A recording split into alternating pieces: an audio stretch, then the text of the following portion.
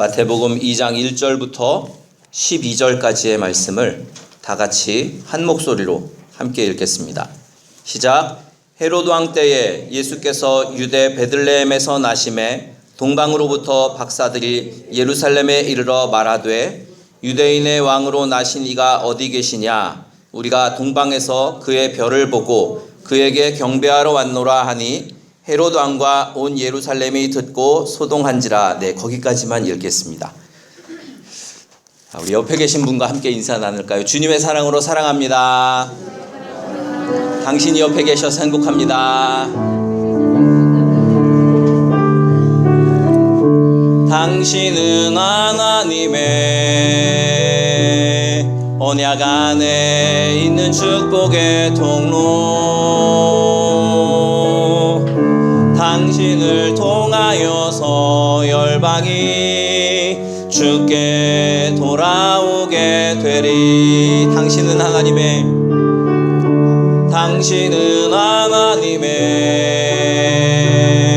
언약 안에 있는 축복의 통로.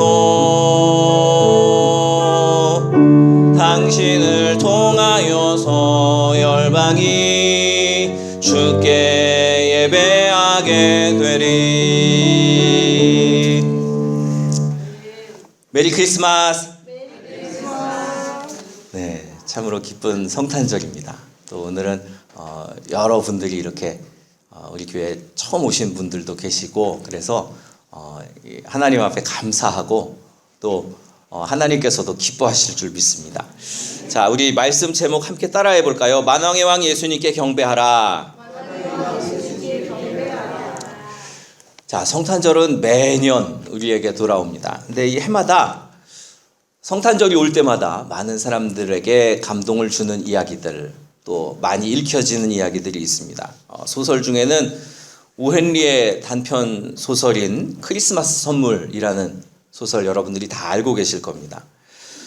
가난하지만 또 매우 사랑하는 두 부부가 있었습니다. 짐과 델라라는 이 부부가 있었는데요. 이 부부가 크리스마스 성탄절을 맞이해서 서로 선물을 준비합니다. 아내에게 무엇을 선물할까? 또 남편에게 무엇을 선물할까? 고민이 시작됩니다. 남편 짐은요, 그 아버지로부터 물려받은 아주 귀한 시계가 있어요. 그러니까 지금 우리가 가지고 있는 이 손목에 차는 시계가 아니고 예전에 주머니에 넣고 다니는 포켓 시계가 있었잖아요. 그 시계를 가지고 있는데 아주 귀한 시계인데 이 시계 줄이 오래돼 가지고 낡은 거예요. 그래서 이 시계 줄이 낡은 걸 보고 아내가 안타깝게 여기고 있었고, 또 아내인 델라는요, 머리카락이 그렇게 아름다워요. 긴 머리카락이 너무 아름다운데 이 가난한 집에 있으니까, 둘 다 가난하게 사니까 이 머리를 제대로 꾸미지 못하는 것을 남편이 안타깝게 여기고 있었습니다. 그러던 차에 이제 성탄절을 맞이해서 그동안은 선물을 주지도 못하고 또 여러 가지 신경 쓸 일들도 많고 그랬지만, 이제 아내에게, 남편에게 무엇을 선물할까 고민하다가 아내는 남편에게 시계줄을 선물해야 되겠다. 또 남편은 아내에게 머리에 하는 머리핀을 선물해야 되겠다. 그렇게 마음을 먹고 이제 그 각자 따로따로 그 상점에 갑니다. 근데 남편 같은 경우는 돈이 없잖아요. 그러니까 자기의 시계를 전당포에 맡겼어요. 시계를 팔아가지고 이 아내에게 줄 선물을 구입을 합니다. 또 아내는요, 자기의 그 아름다운 머리카락을 판 거예요. 예전에는 아마 뭐 가발을 만들든지 이래서 머리카락을 팔았던 모양. 머리카락을 팔아가지고 남편 그 시계를 장식할 그 시계 줄을 산 거예요.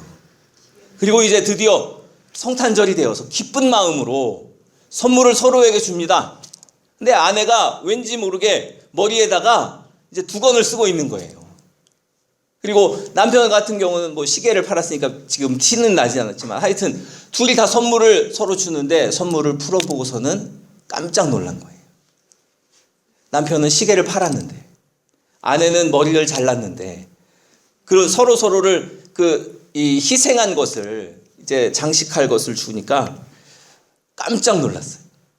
그런데 그럼에도 불구하고 자기를 생각해주는 그 남편, 그 아내의 마음을 그 시간 느끼기 시작한 거예요. 그래서 서로 얼싸안고 눈물을 흘립니다.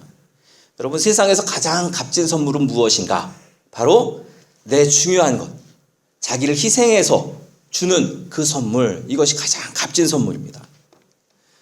성탄절에 우리에게 주시는 가장 큰 선물이 무엇일까? 바로 자신의 몸을 온전히 내어주시는 예수 그리스도께서 우리에게 오신 것, 이것이 우리에게 있어서 가장 큰 선물입니다. 또 한 가지 이야기가 있어요. 우리가 잘 알고 있는 이야기, 찰스 디킨슨의 이 크리스마스 캐롤이라는 이야기도 있습니다. 소설도 있습니다. 크리스마스라고 하면 모든 사람들이 다 생각만 해도 참 기쁘고 서로 막 나누기도 하고 즐거운 그러한 시간을 보내는데요. 스크루지라는 이 영감님의 사무실에는요, 돈 세는 소리만 들리는 거예요. 돈. 어떻게 해서든지 돈 많이 모으는 것. 이 스크루지의 조카가 찾아와가지고 자기 집으로 초대를 했어요. 이 삼촌, 우리 집에 와서 성탄 축제를 하자고, 성탄 그 파티를 하자고 그랬지만 버럭 화를 내면서 조카를 쫓아내는 거예요. 모든 사람들이 다 기뻐하고 즐거워하는 그 성탄절에 스크루지는 기쁘지 않았어요. 자, 그리고 그날 밤에 이제 스크루지가 집에 왔는데 갑자기 집안에서 쇠붙이가 막 쩔그렁 하는 소리가 납니다. 그때 온 몸이 이제 투명한, 그러니까 유령이죠. 유령이 나타났어요. 7년 전에 세상을 떠난 자기의 친구 말리였습니다. 이 말리가 온몸을 쇠사슬로 칭칭 감고 그리고선 나타난 거예요. 그러면서 이야기합니다. 이 쇠사슬은 내가 사는 동안, 자기가 사는 동안 그렇게 만들어진 것이다 라고 하면서 스크루지에게 네 거는 훨씬 더 무겁고 길다, 그렇게 이야기를 하는 거예요. 이 쇠사슬이 무엇이냐? 살면서 잘못하거나 다른 사람 아프게 하거나 배려하지 않았거나 또 베풀고 나누지 않은 그런 악한 마음들, 나쁜 마음들, 이런 것이 모여져 가지고 쇠사슬이 되었다라는 거예요. 그러면서 이 친구 말리가 스크루지에게 너는 아직도 기회가 있어. 넌 아직도 시간이 있어. 자, 그러면서 이제 그 이후에 3명의 유령을 만나게 되죠. 3가지의 유령을 만나게 되는데 첫 번째 유령은요, 과거의 유령이에요. 스크루지가 젊었을 때로 들어갑니다. 근데 젊었을 때 가보니까요, 환하게 웃고 있는 사람들 속에서 함께 파티하는 자신을 발견한 거예요. 너무나 행복한 모습, 사람들 속에서 너무 행복한 모습으로 그렇게 서로 웃고 즐기는 그런 모습을 보았습니다. 두 번째, 현재의 크리스마스 유령이요, 이 자기 회사에서 일하고 있는 자기의 그 부하 직원, 밥의 집에 있는 그 밥의 집으로 데리고 가는 거예요. 근데 그 집에 아파 보이는 아이가 하나 있습니다. 이 아이는 이 형편이 나아지지 않고 앞날이 바뀌지 않는다면 곧 죽게 될 거라는 거예요. 그런데도 불구하고 이 밥의 집은 너무 행복해요. 이제 요리를 차려놓고 기도를 합니다. 그러면서 이 밥이 한마디 하는 거예요. 우리에게 이렇게 맛있는 음식을 먹을 수 있도록 우리를 배려해 준 스크루지 사장님을 우리가 위에서 기도하자고, 또 위에서 건배하자고. 여러분, 그 사장은 자기의 그 부하 직원 때문에 막 화를 내기도 하고 그러는데도 불구하고 감사하는 마음을 가지고 그렇게 파티를 하는 거예요. 세 번째 유령이 옵니다. 이 유령은 미래의 유령이에요. 텅 빈 방 안에 외롭게 누워서 죽어있는 한 시신이 있는데 보니까 자기 자신이에요. 근데 아무도 자기를 위해서 울어주는 사람도 없고 찾아오는 사람도 없어요. 내가 죽었는데 슬퍼하는 사람 하나 없다니 얼마나 가슴이 아팠을까. 스크루지는 그제서야 내가 인생을 잘못 살았구나, 그것을 깨닫게 됩니다. 그리고 이제는 좋은 사람이 되어야 되겠다 마음을 먹었어요. 그날 이후에 이제 스크루지는 달라집니다. 밥에 월급도 올려주고요, 사람들에게 나누어 주기도 하고 크리스마스 파티에 가가지고 함께 즐기면서 기뻐하고, 그리고 밥에 아이, 죽어가는 아이가 있었잖아요. 그 아이도 정성껏 돌봐줘가지고요, 그래서 건강을 되찾게 됩니다.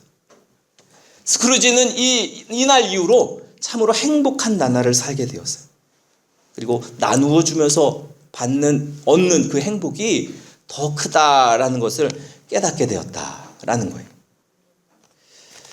여러분, 우리가 성탄절을 맞이할 때마다 또 연말을 맞이할 때마다 사람들과 서로 교제하고 또 나누기도 하고 이런 일들을 하잖아요.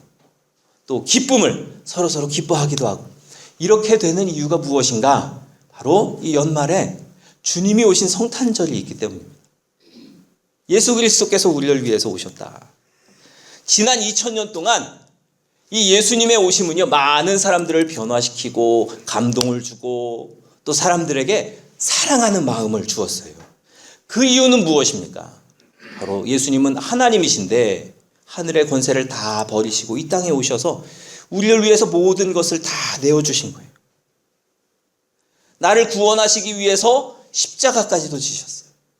죽음까지도 불사하신 그 예수님, 그분을 보면서 우리는 마음의 감동을 얻게 되고 그분의 진짜 사랑을 깨닫게 되는 거예요. 자, 그 성탄절이 바로 오늘입니다. 그 예수님께서 아기의 몸으로 우리에게 오셨어요. 그리고 오늘 본문 말씀처럼 성탄절에 예수님 태어나신 그날에 예수님을 찾아간 이 동방의 박사들, 이들은 참으로 우리에게 귀한 메시지를 줍니다. 예수님의 오심이 얼마나 우리에게 기쁨이고 또 얼마나 중요한 사건인가, 그것을 우리들에게 보여주는 거예요. 자, 우리 따라해 봅시다. 만왕의 왕 예수. 자, 1절과 2절 말씀을 함께 읽어볼까요? 시작.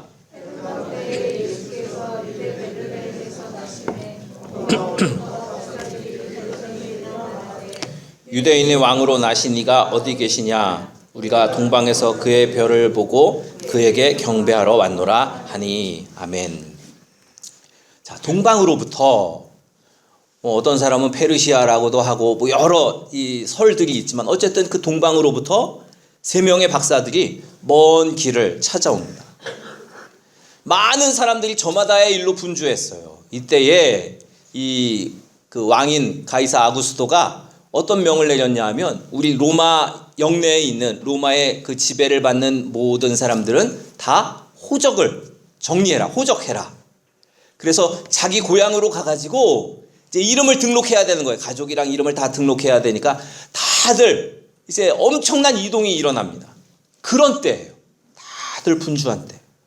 근데 그때에 별을 보고 왕께, 새로 나신 왕께 경배하러 온 사람들, 그들이 바로 이 동방의 박사들입니다.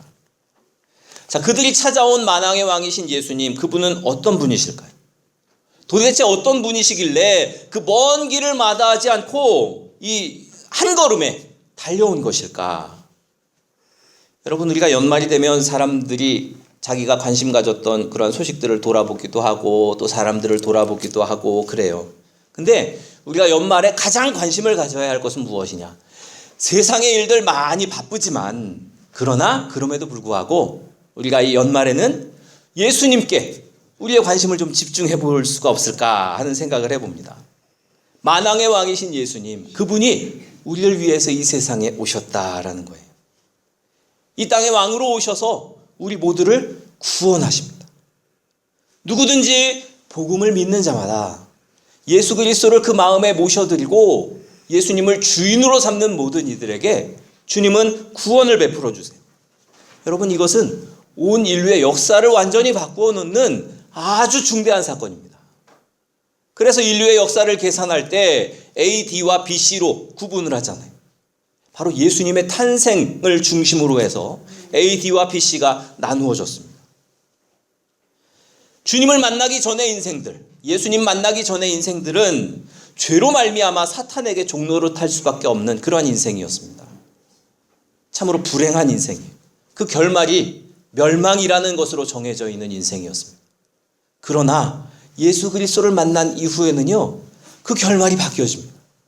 멸망에서 구원으로, 지옥에서 천국으로 완전히 바뀌어진 인생을 살게 되는 거예요.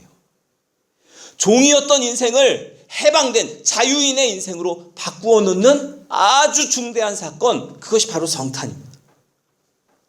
하나님께서는요, 예수 그리스도를 통해서 우리 모두를 하나님의 백성으로 삼아주세요.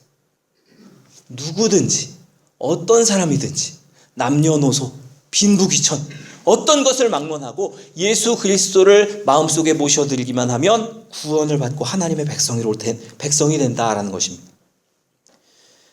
여러분, 이 세상의 어떤 세력도요, 예수님을 대적할 수가 없어요. 예수님을 반대할 수가 없어요. 예수님은요, 이 세상에 있는 모든 악한 존재들, 악의 영들, 마귀 사탄의 세력들, 십자가에서 다 꺾으셨어요. 다 굴복시키셨어요. 그렇기 때문에 예수 그리스도를 믿는 이들은요, 그 승리에 함께 동참하게 됩니다. 원래는 패배했던 사람인데 승리자로 그의 인생이 바뀌어지게 되는 거예요. 만왕의 왕이신 예수 그리스도를 경배하러 온 동방박사들, 그들이 왜 예수님을 경배하였는가? 바로 만왕의 왕이신 예수 그리스도, 그분을 마음속에 모셔드리는 이들에게 영원한 승리가 있다라는 것을 알고 예수님을 경배하러 왔습니다. 오늘 저와 여러분도 그렇게 오늘 오신 예수님을 경배할 수 있기를 바랍니다. 자, 3절부터 8절까지의 말씀을 함께 읽겠습니다. 시작.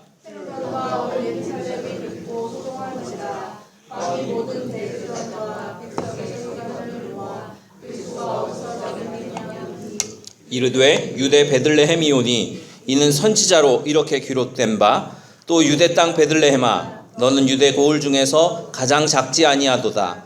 내게서 한 다스리는 자가 나와서 내 백성 이스라엘의 목자가 되리라 하였음이니이다. 이에 헤롯이 가만히 박사들을 불러 별이 나타난 때를 자세히 묻고 베들레헴으로 보내며 이르되 가서 아기에 대하여 자세히 알아보고 찾거든 내게 구하여 나도 가서 그에게 경배하게 하라. 아멘. 자, 온 인류를 구원하실 왕이 오셨는데 그 왕을 환영하는 사람들, 왕께 경배하러 온 동방박사와 같은 사람들이 있는가 하면 오히려 예수님을 배척하고 또 예수님을 해하려고 하는 사람들도 있어요. 그 사람들은 어떤 사람들이냐? 자기 스스로를 왕으로 삼은 사람들입니다. 자기가 인생의 주인인 사람들은 예수님을 받아들이지 못하고 예수님을 왕으로 모셔드리지 못하고 오히려 배척하고 해하려고 하는 거예요. 사람들에게는 각자 자기의 인생의 주인이 있습니다. 누구에게나 자기 인생의 주인이 있어요. 그 주인은, 우리의 삶 속의 주인은 우리의 인생의 방향을 결정합니다. 어떤 사람은 물질이 그 인생의 주인일 수 있어요. 어떤 사람은 권력이 인생의 주인일 수 있습니다. 명예가, 쾌락이 인생의 주인인 사람들이 있어요. 여러분, 그 모든 것들, 예수님이 아닌 다른 어떤 것들을 인생의 주인으로 삼은 사람들, 그런 사람들은 자기가 주인인 거예요. 내가 좋아하는 것, 내가 하고 싶은 것, 내 쾌락을 따라서 사는 사람들입니다. 여러분, 그런데 이런 사람들의 특징이 무엇인 줄 아십니까? 아무리 그 모든 것들을 따라서 살려고 하고 애쓰고 손에 쥐려고 해도 쥘 수 없고 행복하지 못하다라는 거예요. 아무리 많이 소유해도 행복하지 못하다. 성경은 그런 사람들의 전형적인 모습을 오늘 한 인물을 통해서 보여줍니다. 바로 헤롯 왕이에요. 헤롯 왕은 자신이 주인인 전형적인 인물이에요. 지가 하고 싶은 대로 삽니다. 자기 눈에 보기에 좋은 대로 사는 거예요. 위선적인 사람, 거짓말하는 사람, 속이는 사람. 동방박사들이 와서 이제 태어나신 왕께 경배하겠다라고 했을 때 헤롯은 자기의 왕권의 위협을 받았어요. 그 왕이 나를 쫓아내면 어떡하지? 자기가 가지고 있는 이 왕의 자리는요, 그나마도 별것 아닌 자리입니다. 위임받아서, 그러니까 분봉왕이라고 했는데요, 로마가 다스리는 그 지역을요 나눠 가지고 그 지역에 왕들을 세웁니다. 근데 왕이라고 세워 놓아도 그 사람은 별로 권한이 없어요. 왜냐하면 로마에서 직접 총독을 파견해서 그 총독이 정치적인 모든 것들을 다스리고 있었기 때문입니다. 왕이 왕이라고 해도 왕의 자리가 참 위태롭고 별것 아닌 자리죠. 근데 그렇게 로마로부터 위임받아서 간신히 행사하고 있는 그 자리라 할지라도 거기에 목매달고 이거 잃어버리면 어떡하지 하고 거기에 목매달고 사는 거예요.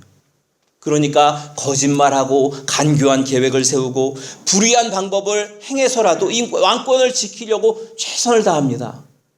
근데요, 왕권을 지키려고 하면 할수록 자기가 무력함을 깨닫는 거예요. 행복하지 못하죠. 사람들은 자기 앞에서 머리를 조아리는 것 같이 보이지만 그러나 진짜 존경하는 게 아니에요. 진짜 사랑하는 게 아니에요. 서로 거짓된 관계를 맺어가는 그러한 인생. 그래서 헤롯은요, 이 새로 나신 왕을, 예수님을 죽이고자 계획을 세웁니다. 이 헤롯의 모습은 예수님을 배척하는 세상 모든 사람들의 대표가 되는 거예요. 받아들일 수가 없으니까 죽여버리자, 없애버리자, 그렇게 마음 먹는 것입니다. 여러분은 어떻습니까? 여러분은 예수님을 마음속에 왕으로, 주인으로 모시고 살고 있습니까? 만약 여러분 마음속에 예수님이 주인이 아니시라면 헤롯과 똑같은 거예요. 중간지대는 없습니다. 내가 왕이냐 예수님이 왕이냐 그것 차이예요. 우리가 왕이 되지 않기를 바랍니다. 우리가 왕이 되면 불행할 수밖에 없어요. 그 왕의 자리를 지키려고 매일매일 전전긍긍할 수밖에 없습니다. 그러나 예수님이 왕이 되시면은요, 행복한 인생으로 바뀌어져. 우리가 예수님을 왕으로 모시고 그분 앞에 겸손하게 나아가는 삶이 될 수 있기를 바랍니다. 그 예수님이 오셨잖아요. 여러분 예수님을 왕으로 모시십시오. 자, 9절부터 12절 말씀 읽어볼까요? 시작.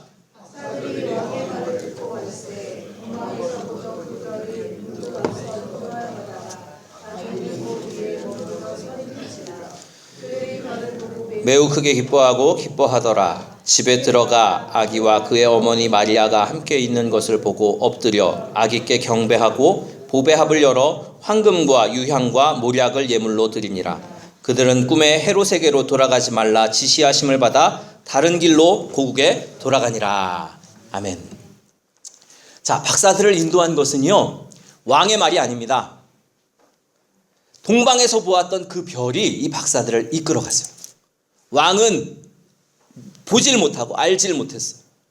여러분, 예수님 만나는 그 길은 세상적인 방법으로 되는 것이 아닙니다.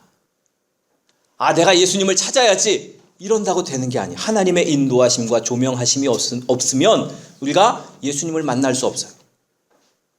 많은 사람들이 그럽니다. 내가 내 발로 교회 찾아가서 예수 믿었다 이야기를 합니다. 그러나 그게 아니에요. 하나님께서 불러주지 않으시면, 하나님께서 나를 부르지 않으셨으면 이 자리에 와 계실 수가 없는 거예요. 오늘 이 자리에 우연히 오셨을지라도, 또 누구의 손을 붙잡고 오셨을지라도 그 모든 길을 인도하신 분은 바로 하나님이시다라는 것을 깨달으시기 바랍니다. 하나님께서 여러분들을 불러주셨어요. 세상적인 방법으로는 절대 예수님을 만날 수가 없어요. 아기 예수님을 만난 이 동방 박사들은요, 예수님 앞에 경배하면서 매우 기뻐했습니다. 예수님이 만왕의 왕이시고 또 구세주이시다라는 것을 깨닫게 되니까요, 기쁨이 충만해진 거예요. 여러분, 어떻게 주님 앞에 엎드리지 않을 수가 있었겠어요? 주님 앞에 엎드려서 자신들의 예물을 드리면서 그렇게 기뻐하였습니다. 주님 앞에 자기의 모든 것을 내어 드린 거예요. 그러니까 그 마음속에 기쁨이 찾아왔습니다. 여러분, 예수님을 만나야 합니다. 예수님을 만나서 경배해야 합니다.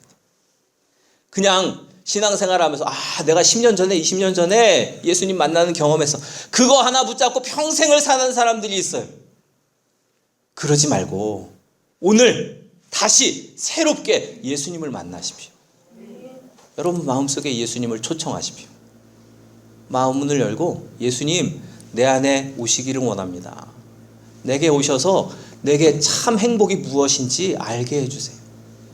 지금껏 불행한 인생, 불안한 인생, 무엇인가 잡으려 했지만 잡을 수 없었던 인생을 살았는데 예수님 내 안에 오셔서 진짜 행복, 하나님께서 주시는 진짜 그 참 은혜를 깨닫게 해주세요 라고 고백해 보십시오. 우리가 입술로 고백하고 마음 문을 열면 주님이 찾아오세요. 역사하십니다. 우리 예수님은 2000년 전에만 계셨던 분이 아니라 지금도 우리에게 찾아오셔서 역사하시는 분이세요. 그분 앞에 엎드리십시오. 겸손하게 그분을 마음속에 모셔드리십시오. 그리고 그분의 뜻에 순종하세요. 경배한다라는 것은 순종한다라는 것을 내포하고 있는 거예요. 내가 순종함으로 그분께 경배할 수 있습니다. 내가 왕이 되어서 내 마음대로 살겠다 하는 생각을 이제는 버리고 그렇게 살면은요 불행할 수밖에 없어요. 불행밖에 없습니다. 내가 이제는 예수님이 기뻐하시는 일, 주님을 기쁘시게 하기 위해서 살겠다. 내가 왕이 아니라 예수님을 왕으로 모시고 살겠다 결단하십시오. 내 최고의 자리, 또 내 최고의 것, 그것을 주님께 드리고 주님이 나를 이끌어 가시도록 맡겨드릴 때 참 행복이 있음을 깨달으시기 바랍니다. 한마디로 예수님을 왕으로 모셔드리십시오. 우리 함께 고백해 봅시다. 예수님은 내 인생의 왕이십니다. 여러분들이 그렇게 입술로 고백한 것을 하나님께서 다 들으시고 우리에게 귀한 은혜로 채워주실 줄 믿습니다. 우리를 구원하시기 위해서 오늘 예수님께서 이 땅에 오셨습니다. 이것은 온 인류가 들어야 할 가장 기쁜 소식이에요. 모든 이들에게 전해지는 참 기쁜 소식. 오늘 그 소식을 들은 우리들은 예수 그리스도 앞에 엎드려서 그분을 경배하고 그분의 말씀에 순종하며 그분을 주인으로 모셔드리는 만왕의 왕으로 예수님을 우리의 삶 속에 모셔드리는 저와 여러분이 되기를 주님의 이름으로 축원합니다.